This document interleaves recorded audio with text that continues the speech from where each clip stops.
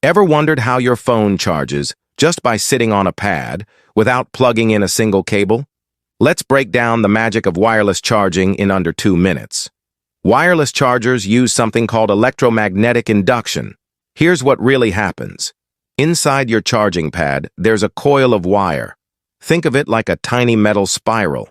When you plug the pad into the wall, electricity flows into that coil, creating a magnetic field around it. Now, your phone also has a similar coil built into the back.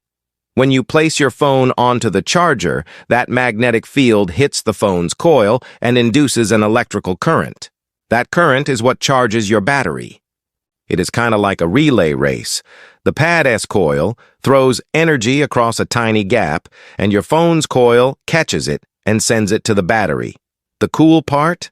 There's no direct metal contact, so there's less wear and tear on ports, and it can even charge through thin cases. So next time you drop your phone on a wireless charger, remember, it's not magic. It's physics, using magnetic fields to send power invisibly from the pad to your phone.